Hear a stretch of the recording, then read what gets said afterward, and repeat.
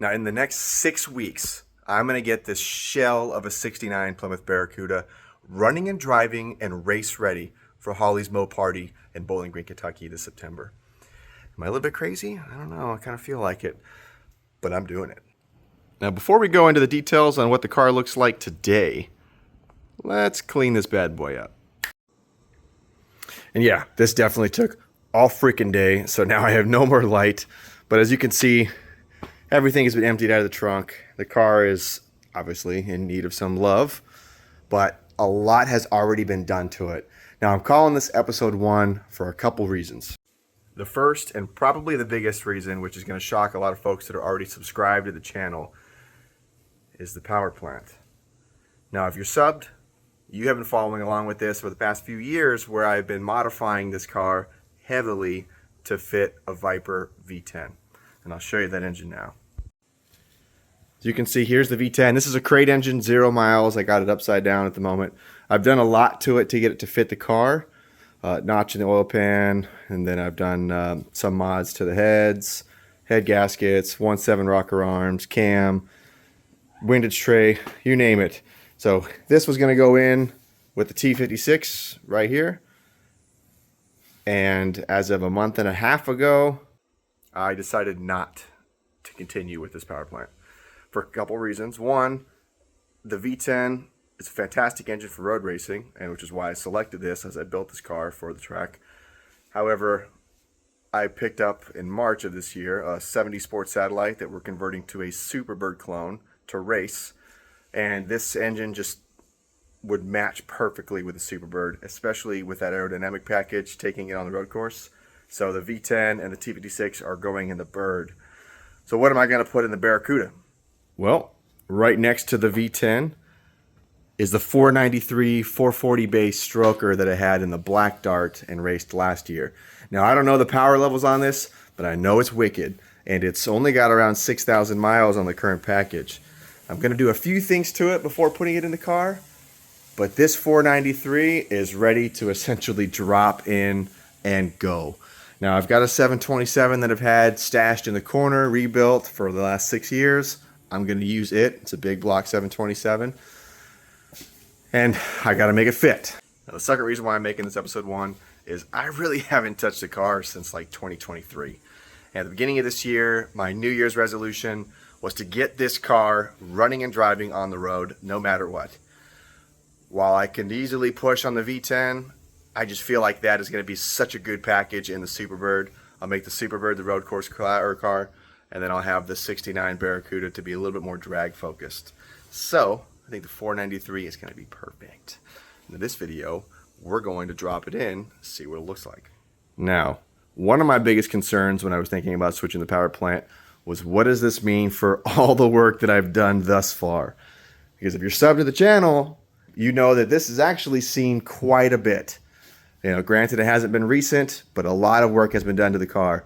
And I think all of it is going to help with the drag focus utilizing the 493. If you're not subbed, please sub, because this is going to be a wicked ride when it's done. As you see, this is completely different. Pardon the shadow here. I fabbed these inner fender wells mainly because I wanted to hide J-bars, which are hiding underneath. I also wanted to increase the room I have for the front wheels so I can turn heavier. Again, granted, I was moving forward with a road course car on this. The firewall. This was the biggest piece. It was extremely difficult. Ended up having some help with Cogswell Marine and Motorsports in San Diego.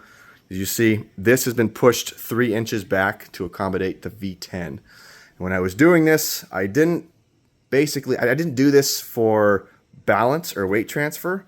I did this just so I could fit the engine. That engine over there is 36 inches long from the mounting surface of the trans to the front of the water pump. And it barely fit in here. Fit enough where I could mount the radiator, but no fan, because it was going to go right up alongside it. So while that would have worked, the 493 utilizing the space is going to be way better for weight distribution, because I am not just going to install it in its factory location. I'm going to push it back. Why not? I'll get as much of that weight aft of the spindle center line as possible. So that's going to help me out. Obviously, that's not the factory K member either. Rack and pinion is going to help. And this actually shed around 15 pounds with a tubular front suspension. And I don't care what you say, going with better, bigger brakes, regardless of what you're doing with the car, is always a plus. So I do have the 6-piston Willwoods with the 12-inch rotors, and I've got the 4-piston Willwoods on the back, again with the 12-inch rotors. The back, apart from the brake package, see if you can see this now that it's super dark.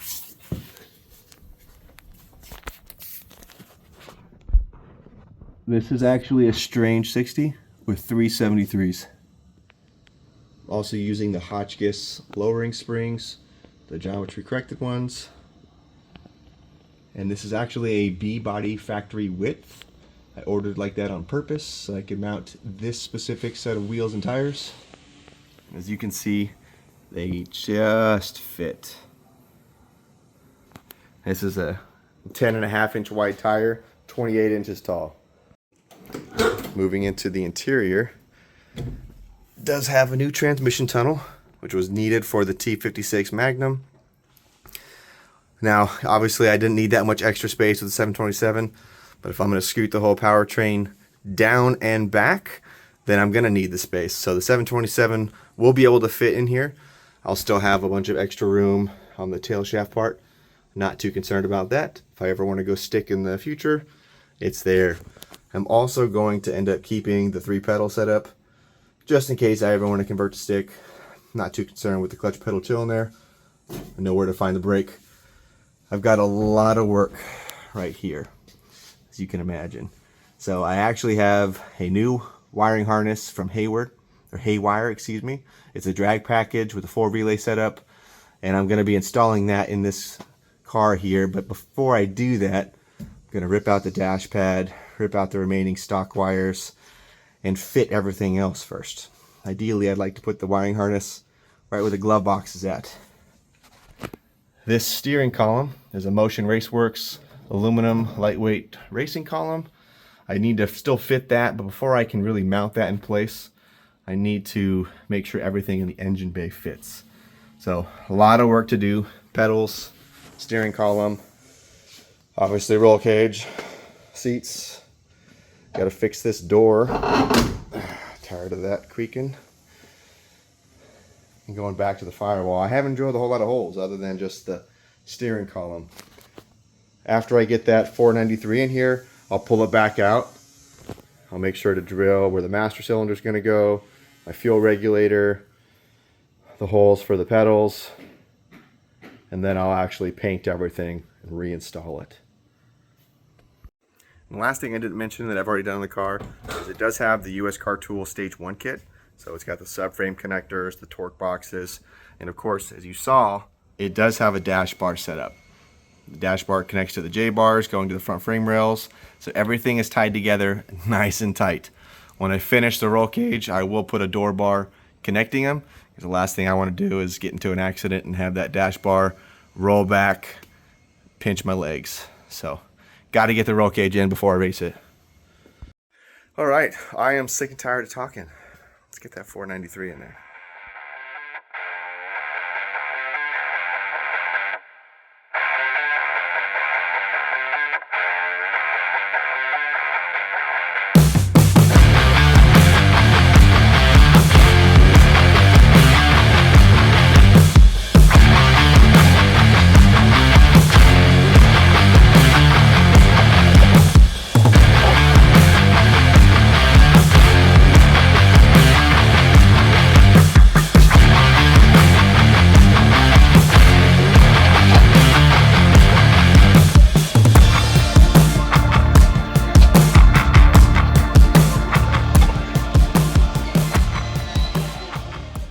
Here she is.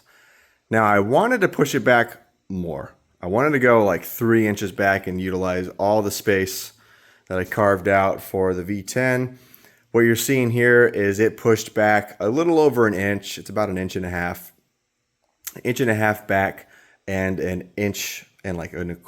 So 1.25 inches down. So lower center of gravity a little bit aft. Better than factory at least. You can see I've got tons of room. I was real concerned with the inner fenders if I would have issues with space. I do not. Not at all. These are like mid-length headers, and they fit pretty nicely. This, of course, is always the question mark. Check the motor mounts. Neither side lines up, so I'll be cutting this side as well as the passenger, but that's not really an issue. The biggest issue I'm facing right now, I'm trying to figure out how to get around it, see if I can get you a better angle, is my steering. So there's the rack and pinion, and you can see I've got that bar just sitting over there. My steering column is not in the best spot. Not sure if you can tell from this video, but it does go underneath that header right there, and it does miss the spark plug as well. It goes right outside of the spark plug. So it's not too bad, but I've got a feeling I'm gonna have to move it, at the very least drop it, because I've got to figure out how to route that steering linkage. So I haven't figured that one out just yet, but we'll see. As far as angles, I've got it, oh, you can't see because I got the bungee cord there. Excuse the bungee cords, just tried to get the engine as level as possible. And this is just about 2.5 degrees tilted down aft, which is what I wanted. And if I move this angle indicator, athwartship here, you can see, maybe you can't, it's too much crap in the way. I got it right at 90. So it's nice and level, hence the bungee cord action. It's nice seeing an engine back in the car. It's been a minute. And I'm going to brace the engine a little bit so that the cherry picker's not holding the whole weight all night long. And then I'm going to shower and crash. Hit this thing in the morning. All right, so it's the next morning, and I did one more measurement just because, you know, why not? Took a laser from the rear axle, see where my crankshaft was lining up since I don't have the transmission. And I got to move it over. Now, it still looks pretty in here. However, it has to go over 1/2 inch to the passenger side, which is actually going to help me a lot with the steering, although I've got an idea for how to address that already. However, I'm meeting another obstacle, of course. Big Bertha over here with her wide hips is making contact with the firewall. So I've got it marked, and already got the sledgehammer. Nah, I'm going to see if I can't cut it and fab it a little better. If I get frustrated, then I'll just start smacking it, but we'll see. Got to come over 1/2 inch.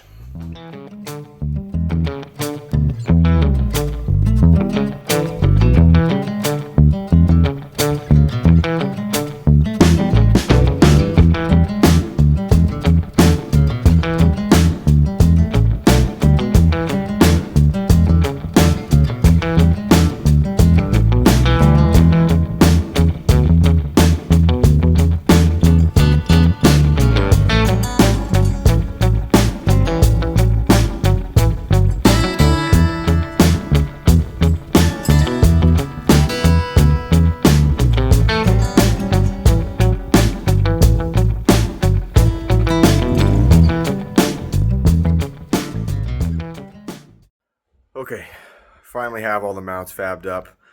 The second one, or the passenger side, where I only had one tab to fab, that was a little bit difficult because I didn't have the first one to make an exact replica.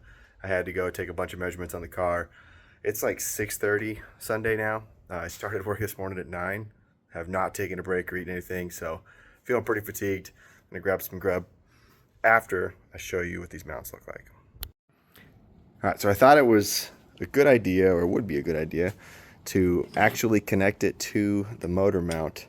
I'm going to set these in to the car, put the engine back in, make sure the engine is exactly where I want it. These tabs line up. If I got to modify them, I'll unbolt them, modify them, and then, you know, if it's all good, I'll tack them in place. This is the driver's side. Here is the passenger side. This little guy here. I'm going to get the engine back in, see how my first stab was.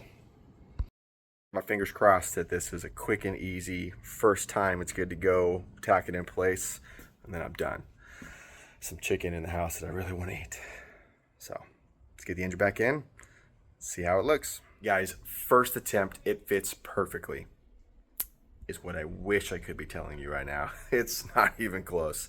I'm going to go ahead and take a shot in the dark and say that it takes me 4 attempts to get this thing right. That might be a little bit wishful thinking, but oh well. Let me show you how the engine's sitting right now and what my plan is for attempt number 2. All right. It is crooked, first of all. Nose is coming over to the passenger. That actually, the nose is in the right location. It's the aft section of the engine that is a little bit more towards driver. It needs to go towards the passenger. If you look here, this looks nice, but that's not going to work. I got to scoot these ears back, and unfortunately, there's structural piece of the K-frame right there. So what I'm going to have to do is cut this ear pretty much in half and put it on top of that block. Let's see if I can move this. Right there. I'll put it on top of here, which should allow me to scoot this side of the engine back a little bit, which is all it needs. I mean, maybe it needs half an inch scoot back, and then I think it'd be perfect, maybe a little bit less. And then this side is lining up pretty good, but oh, let me move it right there. But of course, it's still not aligned because I've got to scoot the other side back a little bit. Oh well. I think the little love tap and divot right there on the side of the firewall is going to fit perfect. I'm able to fit it in there nicely where it's not touching. It looks like I've got a 1/4 inch space, which might tap if I'm playing with the throttle and she's torquey, but oh well, I'll live with it. Time to yank it out and do it again. All right, the answer was actually only 2. So my second attempt, it's lining up enough to where I can tack it in, pull the engine back out, and then finish welding the mounts. Now let me show you how it looks with the mounts in the location they need to live. All right, here's the engine in its permanent location. I can show you down here. Here is the passenger side mount. Fits pretty nicely. I got that second ear back there. A little bit of an air gap right where the weld is at on the frame. No problem, I'll fill that in. And then going to this side, again I have a little bit of a gap right here. If I can scoot that out a little bit, there it goes. I'm gonna have to fill that a little bit more. Actually, I'll double check my measurements, but that's where it was living. So not bad, I'll take it. The other side lines up as well. Clearing the firewall. My steering knuckle is fine. And then the hitting points last time, which is barely scraping by. Maybe 1/4 inch. It's perfecto. It's also nice and level. You can't see it from indirect angle. Whatever, I'm gonna take my word for it. And then when you look at the engine fore and aft, the intake is right about 2.5. And 2.5 degrees is what I was shooting for because the car is actually 2.5 degrees aft from its resting position. And if you're wondering why I'm measuring it from where the carburetor mounts, it's because that is actually designed to be level. And if I show you the intake, you'll see that the intake has a forward rake from the factory, or from the manufacturer at least, not factory, to account for the fact that the engine has about a 3-degree tilt aft anyways. And if you look at the intake itself, you can see that it's slanted forward by design. So I'm happy with this. I'm going to tack these in, pull the engine out, finish welding them up, and I'll show you the final product. All right, so I got them welded in. Not the finished product, like I just mentioned. I need to clean them up with the wire wheel. My little welder is struggling. Got a little Lincoln HD 140, so it's a 120 volt essentially. Steps it up a little bit. And my circuit in the house is not happy with me. I think I've tripped the breaker probably 4 times. So I've had to do multiple passes because it's really only rated up to 3/16. which is why it looks like there is a crap ton of weld. It's because there is a crap ton of weld, but it's on there. And I feel pretty good about the penetration, especially with 3 passes on each side. So I wanted to show you this right now before cleaning it up, because I'm also going to do something for the steering. That'd be easier to show you from this angle. So I've got a tie rod in. I'm going to weld a mount to the chassis right there. This is going to slide over the double D shaft, just like so. And then this will mount on that bracket that I'm going to weld on. I'm going to cut before this, probably down here, so that I can have this angle change to go straight to the steering column. And then this tie rod end will be sticking out a little bit on the bracket to give it the structural strength it needs. That way, with 3 U-joints, it's not sloppy, it's not moving around. It won't feel like that at all from the steering wheel. Instead, it'll feel pretty secure. So, that's what I'm gonna do right now. And here it is. This is, of course, just mocked up. This steering shaft is not long enough. I needed at least an extra inch. So I've already got a new one on order. Plus, I wanted a chrome one. Didn't have to deal with that one flash rusting. This is just mild steel, as you see it. But not too crazy of angles. This is just kind of floating in here. I will actually mount this once I got the right size shaft. But I think this is going to work out perfect for what I want to do with the car. All right, now is the moment of truth. I'm going to put the 493 back in the engine bay. Make sure the motor mounts didn't move when I was welding them. They're still in the right spot. The steering doesn't hit the header. And if all is well, that'll be the permanent placement for it. So let's throw it in. Keep our fingers crossed. And she is in. Fitting nicely. The motor mounts lined up perfectly. Right there. And down here. Very happy with it. I might brace them a little bit. I did cut out these pieces just in case I want to brace them, but they're pretty sturdy on there. Hell, I welded enough to where they shouldn't move at all.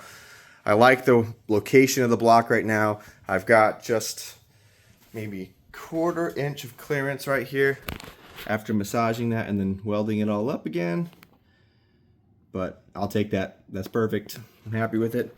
You can see where that 1.5 inches, might even be a little bit more. I haven't officially done the final measurement, but I think it's going to be close to 1.5 inches. Maybe it's 1 2/3 moved aft, but I'm going to take it.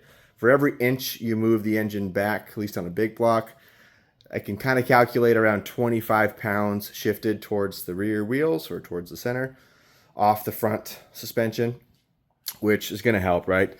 It's a heavy engine, especially with the iron heads, but if I can get it to like a 54-46 weight distribution, I'll be way better than the 59-41 that this car was stock. Hopefully with that 54% on the front, I wouldn't even notice the front end bias. But time will tell, right? On the steering, I told you that the shaft is a little bit too short, so it's come out of this U-joint, but not too worried. I'm going to cut this when I finally do my final measurement on the steering column. So this U-joint will be all the way back up here towards the collar. Right now it's touching the header. It will not when it shoots back 1 inch. And then this is all messed up because the shaft fell out. But you can see this angle will be just like that, which is good. It's not touching. All those keeper pins, I'm going to drill through the rod when I get it, the chrome one. That way they're not protruding out of the U-joint. They don't touch anything. Won't be at risk of touching anything, at least. But yeah, that's going to work. I'm happy with it. That's going to be nice and solid too, which is important because the race in 6 weeks is not just a drag race. It's also a road course. I'm doing the Grand Champion Series. So it's the autocross, it's like the obstacle course, and then it's the drag racing as well. And with that said, again, I've only got 6 weeks to get this thing running, driving, and race ready. What I'm going to do is I'm going to post a video every single week, every Wednesday at 12 Pacific, 3 Eastern, so that you guys can keep up to date with where I'm at with the car, regardless of whether I get a ton accomplished or not. I want to make sure you're in the loop. It's going to put pressure on me, of course, to get a lot done every single week, which I need, because 6 weeks is not a lot of time at all. For some reason, I like getting myself into these type of situations. But it's about time Grandma's car gets back on the road. Thank you all for watching. Please hit the subscribe button if you're not, and we'll see you next time.